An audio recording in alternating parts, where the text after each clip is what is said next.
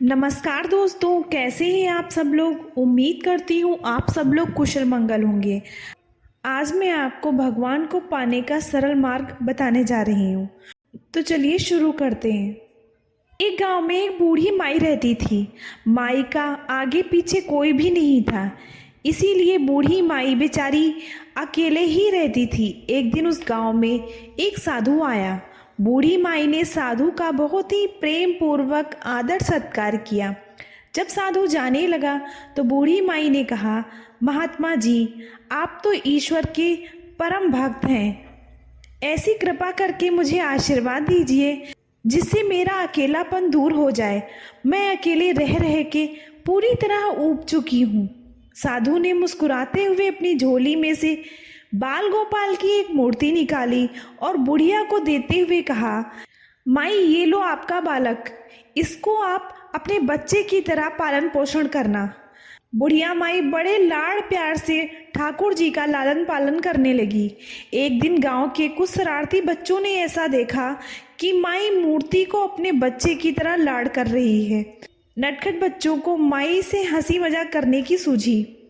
उन्होंने माई से कहा, अरे मैया सुनो, आज गांव में जंगल से एक भेड़िया घुस आया है जो छोटे छोटे बच्चों को उठाकर ले जाता है और मारकर खा जाता है।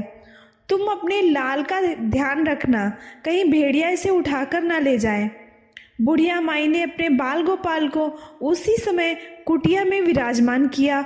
स्वयं लाठी लेकर दरवाजे पर पहरा देने लगी। अपने लाल को भेड़िए से बचाने के लिए बुढ़िया माई भूखी प्यासी दरवाजे पर पहरा देती रही। पहरा देते देते एक दिन बीत गया, फिर दूसरा, तीसरा, चौथा, पांचवा, ऐसे ही सब दिन बीत गए। बुढ़िया माई 5 दिन और 5 रात लगातार बगैर पल के झपकाए हुए भेड़िए से अपने बाल गोपाल की रक्षा के लिए पहरा देती रही। उस भोली भाली मैया का यह भाव देखकर ठाकुर जी का हृदय प्रेम से पूरी तरह भर गया। अब ठाकुर जी को मैया के प्रेम का प्रत्यक्ष रूप से आस्वादन करने की इच्छा हुई। भगवान बहुत ही सुंदर रूप धारण कर वस्त्र आभूषणों से सुसज्जित होकर माई के पास आए। ठाकुर जी के पांव की आहट पाकर माई डर गई। कहीं दुष्ट भेड़िया तो नहीं आ गया मेरे लाल को उठाने के लिए। माई ने लाठी उठाई और भेड़िए को भगाने के लिए उठ खड़ी हुई। तब श्याम सुंदर ने कहा, मैया, मैं हूँ, मैं वही तेरा बालक हूँ जिसकी तुम रक्षा करती हो। माई ने कहा, क्या? चल हट, तेरे जैसे बहुत देखे हैं, तेरे जैसे सैकड़ों अपने लाल पर निछावर कर दूं। अब ऐसा मत कहियो, चल भाग जाए यहाँ से। ठाकुर जी मैया के इस भाव और एक निष्ठा को देखकर बहुत ज्यादा प्रसन्न हो गए। ठाकुर जी मैया से बोले, अरे मैया, मैं त्रिलोकीनाथ भगवान हूँ, मुझसे जो चाहे वर मांग लो। तेरी भक्ति से मैं बहुत ही ज़्यादा प्रसन्न हूँ। बुढ़िया माई ने कहा, अच्छा आप भगवान हो? मैं आपको 100 प्रणाम करती हूँ। कृपा कर मुझे यह वरदान दीजिए कि मेरे प्राण प्यारे लाल को भेड़िया ना ले जाए।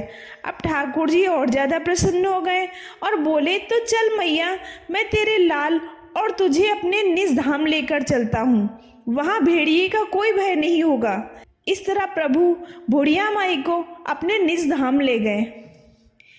दोस्तों, इस कहानी से हमें ये शिक्षा मिलती है कि हमें अपने अंदर बैठे ईश्वरीय अंश की काम, क्रोध, लोभ, मोह, अहंकार रूपी भेड़िए से रक्षा करनी चाहिए।